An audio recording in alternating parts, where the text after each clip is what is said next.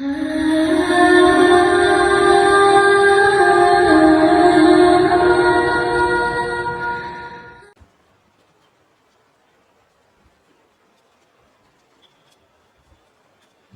کی اس اندیکھی دنیا کے متعلق چیپٹر کے اس حصے میں آپ کو ایک ایسے خاص جن کے بارے میں بتانے والا ہوں کہ جو ہم سب کے ساتھ موجود ہے اس وقت بھی، جبکہ میں بول رہا ہوں اور آپ سن رہے ہیں۔ یہی کہیں ہمارے قریب، شاید کہیں ہمیں دیکھ رہا ہوگا۔ وہ جن جسے ہم عام زبان میں ہمزاد بھی کہہ دیتے ہیں، لیکن وہ کون ہے؟ کیا واقعی کوئی ایسا جن موجود ہے؟ کیا اس جن کا ہم پر کوئی اثر ہوتا ہے؟ اور ایک اہم سوال کہ وہ ہماری شخصیت میں کیسے ظاہر ہوتا ہے؟ لیکن اس چیپٹر کے اندر میں آپ کو ایک اور بہت ہی اہم ٹاپک کے بارے میں بتاؤں گا، جنات کے ہم پر قبضے کے بارے میں، کہ کیا وہ ہو سکتا ہے، از اٹ پاسبل؟ لیکن اس سے پہلے ہمزاد کی بات کرتے ہیں کہ جب ہم اپنی روزمرہ کی زندگی میں ہمزاد کا ذکر کرتے ہیں تو ہمارے ذہن میں کچھ ایسا سا خاکہ، ایک ایسا سا امیج تعمیر ہوتا ہے کہ وہ دیکھنے میں بالکل ہم جیسا ہوگا، ہمارا ہم شکل۔ وہ کبھی نظر تو نہیں آتا لیکن ہمیشہ ہمارے ساتھ رہتا ہے۔ Let me tell you something، ہمزاد ایکچولی فارسی زبان کا لفظ ہے جس کا اردو مطلب ہے وہ بوجھ جو سب نے اٹھایا ہو۔ اس لفظ کے ماخذ کی تلاش مجھے 700 سال پہلے فارسی میں لکھی گئی قصیدے ہزار فصاح تک لے کر گئی، جہاں یہ لفظ ایک نہ نظر آنے والے ساتھی کے لیے استعمال ہوا ہے۔ اس لفظ کا دوسری جگہ پر استعمال 900 سال پرانے فارسی لٹریچر چہار مقالہ میں بھی ملتا ہے، لیکن در حقیقت اس لفظ کی تاریخ اسلام سے بھی پہلے کی ہے۔ وہ دور کے جب کعبہ میں ابھی بت موجود تھے اور کعبہ ہی کی دیواروں پر ایک قصیدہ آویزاں تھا جس میں 7 نظمیں لکھی ہوئی تھی۔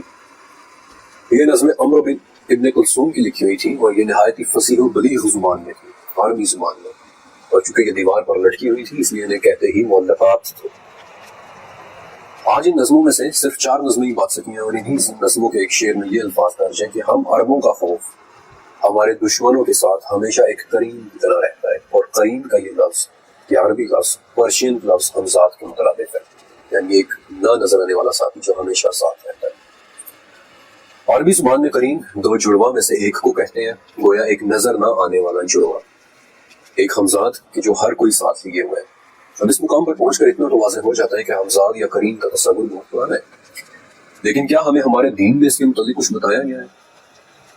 سورہ صافات میں 85 آیت سے آگے 2 گفتگو کرنے والوں کی جنت میں بیٹھے ہوئے ایک گفتگو کا ذکر ہے کہ جن میں سے ایک کہتا ہے کہ میرے لیے ایک قرین تھا کہ جو کہا کرتا تھا کہ کیا واقعی تم اس سب پر یقین رکھتے ہو کہ موت کے بعد کی زندگی کی یہ باتیں سچ ہیں؟ پھر انہی آیات میں آگے چل کر یہ کہنے والا کہتا ہے کہ کیا تم دیکھنا چاہتے ہو کہ میرا قرین اس وقت کہاں ہے؟ اور وہ جھانک کر دیکھیں گے تو اسے جہنم کی آگ میں جلتا ہوا پائیں گے۔ اب یہ بھی تو ہو سکتا ہے کہ یہ لفظ قرین یعنی ساتھ رہنے والا کسی بھی انسانی دوست کے لیے استعمال ہوا ہو، لیکن یہی لفظ قرین سورہ زخرف میں بھی بہت ہی زیادہ وضاحت کے ساتھ دوبارہ استعمال ہوا ہے کہ جو بھی شخص رحمان کی یاد سے غفلت کرے ہم اس پر ایک شیطان مقرر کر دیتے ہیں اور وہی اس کا قرین ہے۔ وہ انہیں صحیح راستے سے روکتا ہے، لیکن یہ یہی سمجھتے رہتے ہیں کہ وہ صحیح راستے پر ہے، یہاں تک کہ جب وہ شخص ہمارے پاس آئے گا تو کہے گا کہ کاش میرے اور میرے قرین کے درمیان مشرق و مغرب جتنی دوری ہوتی۔ ابھی نایان سے اتنا تو بہت واضح ہو جاتا ہے کہ قرین نام کی کوئی نہ کوئی اینٹی تو موجود ہے جو ہمارے ساتھ مقرر ہے، جو ہمیں بھٹکا دینا چاہتی ہے، لیکن اس بات کا کیا ثبوت ہے کہ ہمارا یہ ساتھی جنات میں سے ہے؟ اس کا جواب دراصل عبداللہ بن مسعود رضی اللہ تعالیٰ عنہ سے مروی ایک حدیث میں ہے کہ نبی کریم صلی اللہ علیہ وسلم نے فرمایا کہ کوئی شخص ایسا نہیں ہے کہ جس کے ساتھ اللہ تعالیٰ نے جنات میں سے اس کا ایک ساتھی نہ مقرر کر رکھا ہو۔ اور اس حدیث میں ایک مرتبہ پھر سے وہی لفظ استعمال ہوا ہے، قرین من الجن، یعنی جنات میں سے ایک قرین، جنات میں سے ایک ساتھی جو ہر وقت اسے برائی کی طرف مائل کرتا رہتا ہے۔ اس پر صحابہ کرام نے پوچھا تھا کہ یا رسول اللہ صلی اللہ علیہ وسلم کہ کیا آپ کے ساتھ بھی ہے؟ آپ صلی اللہ علیہ وسلم نے فرمایا کہ ہاں میرے ساتھ بھی ہے، لیکن اللہ نے اس کے مقابلے میں میری مدد فرمائی اور وہ اسلام لے آیا، اس لیے سوائے خیر کی بات کیا وہ مجھ سے کوئی بات نہیں کرتا۔ اور یہ حدیث مسند احمد میں بھی ہے، بلکہ مسند احمد کی بھی ایک اور حدیث کے مطابق یہی وہ قرین ہے جو ہمیں نماز پڑھتے ہوئے لوگوں کے سامنے سے گزرنے پر اکساتا ہے۔ اور اب دوسرا سوال کہ کیا ہمارا ہمزاد یا شیطان جن ہم پر قابض ہو سکتا ہے یا کیا وہ ہمارے اندر داخل ہو سکتا ہے؟ اس چیپٹر کے پچھلے حصے کے اندر میں آپ کو بتا چکا ہوں کہ شیاطین کا ہدف ہمارا سب سے کمزور عضو ہے، یعنی کہ ہمارا دل، اور اس کا سب سے بڑا ہتھیار اسی کمزور دل کے اندر خیالات کا ڈالنا ہے، ہمیں اکسانا ہے، ہماری نفسیات سے کھیلنا ہے، اور اس کے اٹیک کی صورت میں سب سے پہلی چیز برے خیالات کا ہے، خوشی جیسے خیالات، جانداروں کو تکلیف دینے جیسے خیالات، شرمناک خیالات، اور کچھ ایسے خیالات کہ جن کا ذکر آپ خود سے بھی کرتے ہوئے شرمائیں گے۔ ان خیالات کی ہولناکی کا اندازہ آپ یہاں سے لگا سکتے ہیں کہ چیپٹر کے اس حصے کے بارے میں لکھتے ہوئے اپنے انٹرویوز کے دوران میرے سامنے ایک شخص نے کنفیشن کیا کہ ہر زندہ چیز کو دیکھ کر اس کے دل میں اس چیز کی گردن کاٹ دینے کی خواہش پیدا ہوتی ہے۔ پھر ایک شخص انٹرویوز کے دوران ایک شخص کا کنفیشن تھا کہ وہ اکثر خود کو اپنی کنپٹی پر بندوق رکھ کر چلاتے ہوئے امیجن کرتا ہے، اور کچھ کنفیشنز اتنے بھیانک اور سنجیدہ تھے کہ میں انہیں اس چیپٹر میں بیان بھی نہیں کر سکتا، سنا بھی نہیں سکتا۔ بہرحال کریم نامی اس جن کے یہ نفسیاتی وار بے سائیکولوجیکل اٹیک ہمیشہ کی طرح ہماری حالتیں ذوف میں بڑے شدید قسم کے ہوتے ہیں۔ بے انتہا خوشی، خوفناک قسم کا غم و غصہ، بے تحاشا خوف یا ڈر، نیند اور بیداری کی درمیانی حالت جسے ٹرانس بھی کہتے ہیں، یہ حالتیں اس جن کے اٹیک کے لیے آئیڈیل ہے۔ یہ ہماری کمزور ترین کنڈیشنز ہوتی ہیں، لیکن ایک بات یاد رکھیے کہ ہمارے ہمزاد یا کریم کے ہم پروار اور نفسیاتی بیماری میں فرق کرنا بہت ضروری ہے، اور اس لیے میں نہایت ضروری سمجھتا ہوں کہ آپ کو ان دونوں میں فرق کے بارے میں بھی بتاؤں۔ نفسیات یا سائیکالوجی میں ایک بہت ہی بھیانک سی کیفیت ہے DID، یعنی کہ ڈس ایسوسیٹیو آئیڈینٹی ڈس آرڈر۔ اس کنڈیشن میں ایک ہی انسان کے کئی روپ ڈیولپ ہو جاتے ہیں، اور ہر روپ کی ایک علیحدہ شناخت، نام، عمر، یہاں تک کہ ہر روپ کی اپنی الگ آواز بھی ہو سکتی ہے۔ اس بیماری میں ہر روپ ایک آلٹر کہلاتا ہے، اور ایک آلٹر سے دوسرے آلٹر میں بدلنے کے عمل کو سوئچ کرنا کہتے ہیں۔ جب کبھی اس کیفیت کا مریض ایک آلٹر سے دوسرے آلٹر میں سوئچ کرتا ہے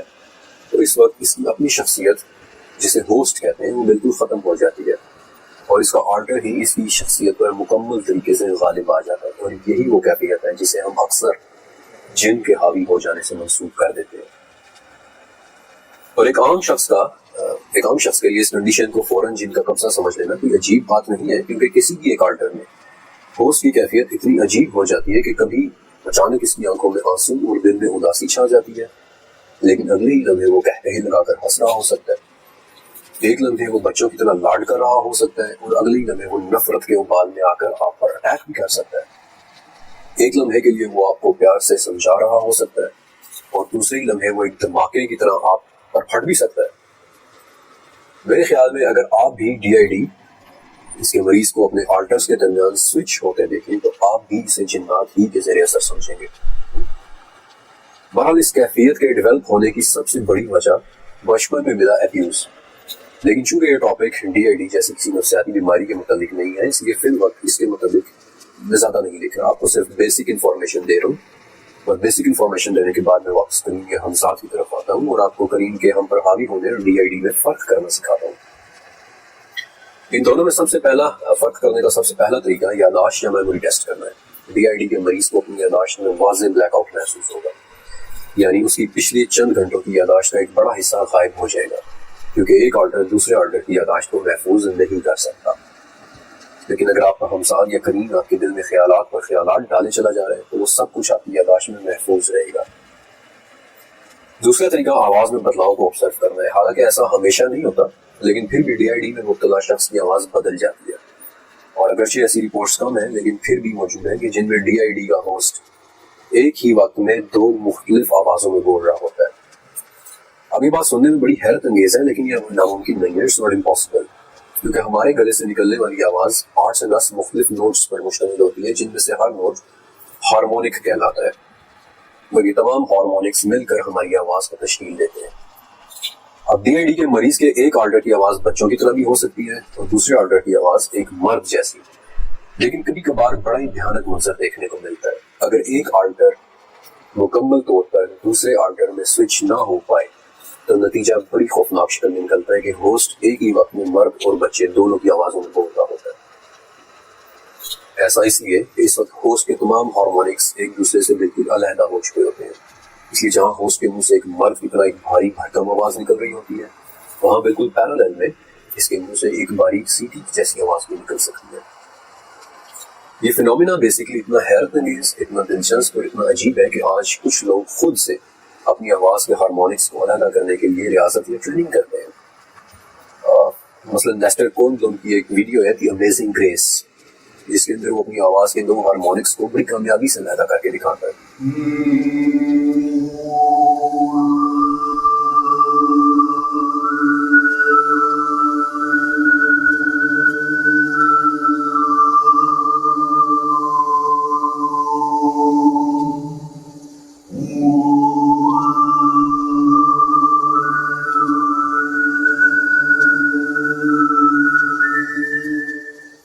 لیکن اگر آپ امیجن کریں کہ ایک شخص بیک وقت مرد اور بچے کی آواز میں بول رہا ہے، بیک وقت ہنس اور رو رہا ہے، بیک وقت آپ پر حملہ بھی کر رہا ہے، تو ایسے میں اسے جنات کے زیر اثر مان لینا کسی بھی انسان کا سب سے پہلا ریئیکشن ہوگا۔ اب ایک بڑا اہم سوال کھڑا ہوتا ہے کہ کچھ لوگوں پر جنات یا ان کے قرین جو کہ ایک شیطان جن ہے، ان کا حملہ زیادہ اور کچھ لوگوں پر ان کا حملہ کم کیوں ہوتا ہے؟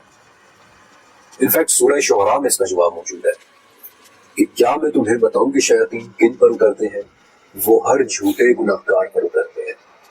لیکن آخر جھوٹ میں ایسا کیا ہے؟ The real question is this، کہ جنات یا شیاطین یا قرین اس جھوٹ بولنے والے پر زیادہ حاوی یا زیادہ اثر انداز ہوتے ہیں؟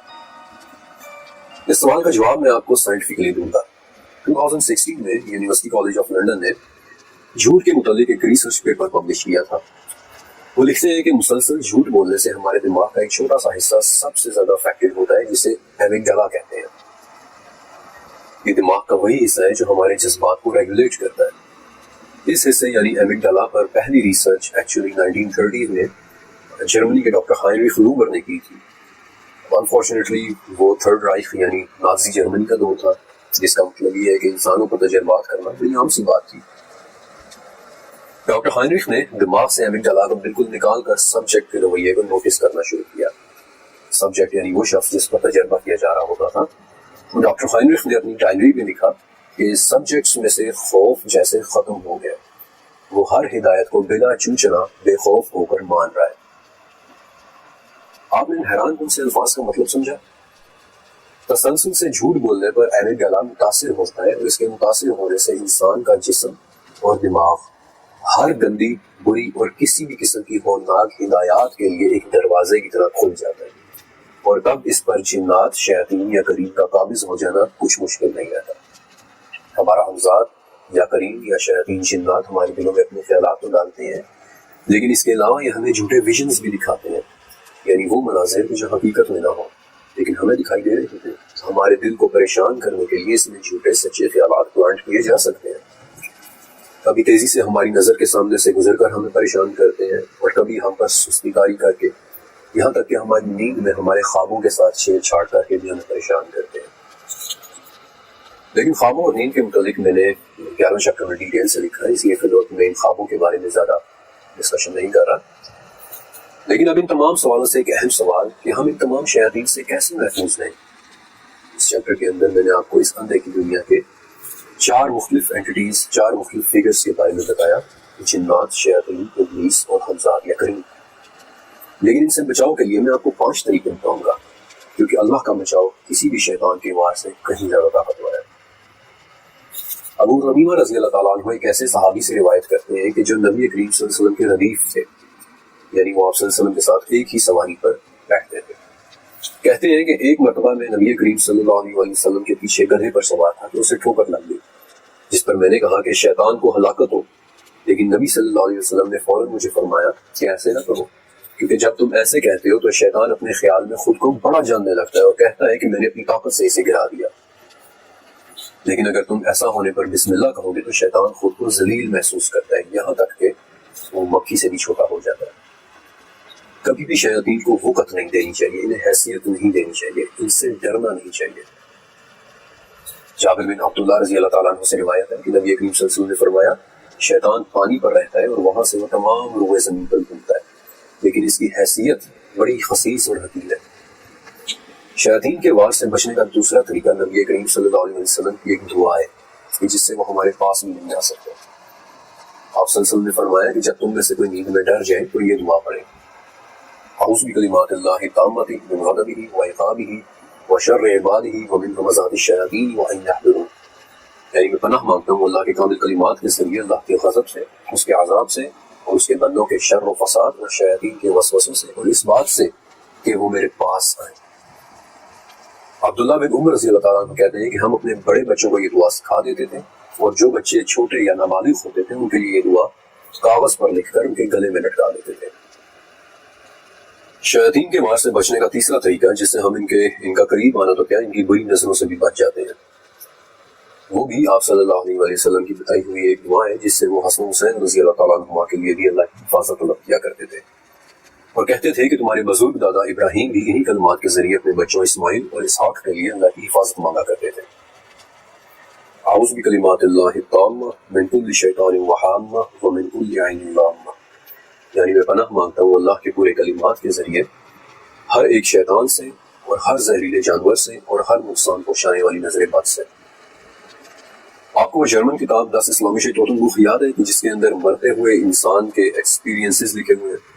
کہ کیسے موت کے قریب لوگوں نے یہاں تک رپورٹ کیا ہے کہ وہ اپنے قریب ایک انجان چہرے کو آتے ہوئے دیکھتے ہیں جو انہیں اس شرط پر پانی دینے کا وعدہ کرتا ہے کہ وہ 2 خداؤں کا یقین کر لیں۔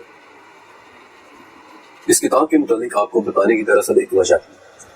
موت کے وقت شیاطین کا یہ وار ایک حدیث سے بھی ثابت ہے، اور موت کے وقت اس لعین کے اسی وار سے بچنے کا چوتھا طریقہ بھی نبی کریم صلی اللہ علیہ وسلم کی ایک دعا ہے۔ ابو الیسر سے روایت ہے رضی اللہ تعالیٰ عنہ کہ نبی کریم صلی اللہ علیہ وسلم ایک دعا کیا کرتے تھے کہ اے اللہ، میں سخت بڑھاپے سے، اونچی جگہ سے گر جانے سے، غم و اندوہ سے، آگ کے جل جانے سے اور پانی میں غرق ہو جانے سے تیری پناہ مانگتا ہوں، اور اس بات سے تیری پناہ چاہتا ہوں کہ میری موت کے وقت شیطان مجھے بالحواس کر دے، اور یہ کہ دوران جہاد میدان جنگ سے پیٹھ پھیر کر بھاگتا ہوا مارا جاؤں، اور اس بات سے بھی کہ میں کسی زہریلی چیز کے ڈنگ سے مارا جاؤں۔ 5واں طریقہ ہے کہ جس سے ہم جنات شیاطین کی بری نظروں سے تو کیا، ہماری موت کے وقت شیطان کے نظر آنے یا ہمارے قریب آنے سے بھی بڑھ کر کہ وہ ہمارے گھر کے بھی قریب نہ آ سکے۔ وہ دراصل تمام مسلمانوں کی ایک دعا ہے، نبی کریم صلی اللہ علیہ وسلم کی بھی دعا ہے، اور سب سے بڑھ کر کہ وہ قرآن کی آیات کی ہے۔ نعمان بن بشیر رضی اللہ تعالیٰ عنہ سے روایت ہے کہ آپ صلی اللہ علیہ وسلم نے فرمایا، اللہ تعالیٰ نے زمین و آسمان پیدا کرنے سے 2000 سال پہلے ایک کتاب لکھی، اس کتاب میں 2 آیات نازل کی، اور انہی 2 آیات سے سورہ بقرہ کو ختم کیا۔ جس گھر میں یہ دونوں آیات مسلسل 3 راتوں تک پڑھی جائیں، ناممکن ہے کہ شیاطین اس گھر کے قریب بھی آ سکے۔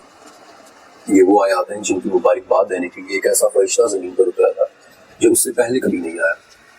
یہ وہی 2 آیات ہیں کہ جو معراج کی رات 7ویں آسمان پر سدرۃ المنتہا کے قریب آپ صلی اللہ علیہ وسلم پر وحی کی گئی تھی۔ رسول ایمان لائے اس چیز پر جو ان پر اللہ کی جانب سے اتری ہے، اور مومن بھی ایمان لائے وہ سب اللہ پر اور اللہ کے فرشتوں پر اور اس کی کتابوں پر اور اس کے رسولوں پر ایمان لائے۔ ہم اس کے رسولوں میں سے کسی میں فرق نہیں کرتے۔ انہوں نے کہا کہ ہم نے سنا اور ہم نے مان لیا۔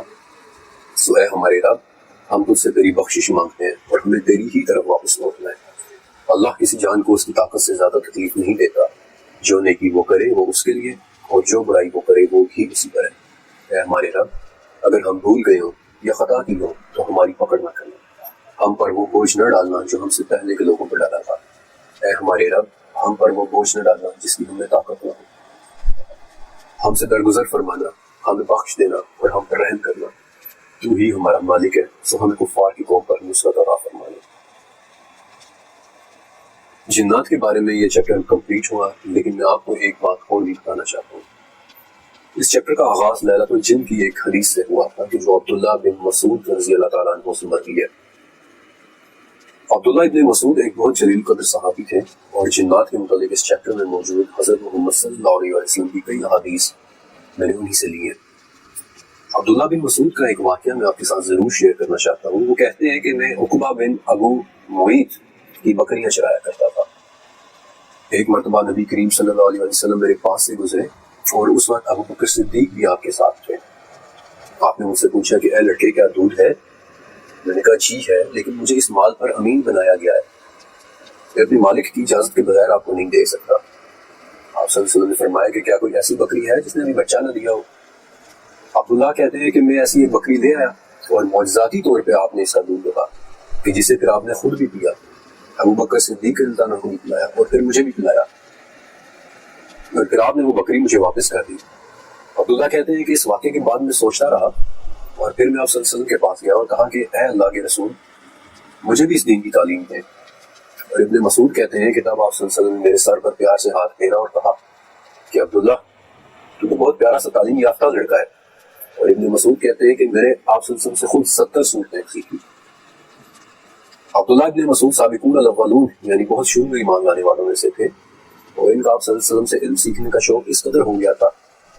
کہ ایک موقع پر آپ نے خود فرمایا کہ 4 آدمیوں سے قرآن سیکھو، اور ان میں سے ایک عبداللہ بن مسعود۔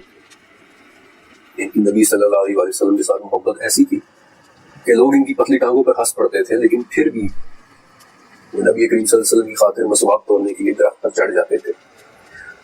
اور علم سے بریز خوبصورت زندگی کی شروعات ہوئی۔ آپ صلی اللہ علیہ وسلم کے ان کے سر پر پیار سے ہاتھ پھیرنے اور کہنے سے اے ابن مسعود، یہ تو بہت پیارا سا تعریف یافتہ لڑکا ہے۔ اس چیپٹر کو مکمل کرنے کے بعد میں سوچ رہا ہوں کہ وہ ابلیس جس نے رب کی عزت کی قسم اٹھائی تھی کہ جب تک ان کی روح ان کے اندر ہے میں انہیں بہکاتا رہوں گا، لیکن وہ رب جس نے اپنی عزت کی قسم کھاتے ہوئے کہا تھا کہ جب تک یہ مجھ سے بخشش مانگتے رہیں گے میں انہیں معاف کرتا رہوں گا، اس رب کے بھیجے ہوئے وہ نبی جو جگہ جگہ ہمیں شر سے محفوظ رہنے کے طریقے بتا رہے ہیں، ان کے وہ امتی جن کے سروں پر وہ پیار سے ہاتھ پھیرتے ہیں اور نیکی کی باتیں سکھاتے ہیں، اور وہ امتی اصحاب کہ جنہوں نے اپنی زندگیاں گزار دی ان کی تعلیمات ہم تک پہنچانے میں سوچتا ہوں کہ ناممکن ہے کہ کوئی شخص یہ سب کچھ جاننے کے بعد ان شیاطین سے بے خوف ہو کر اس رب سے، اس نبی سے، ان اصحاب سے محبت کیے بغیر رہ سکے گا۔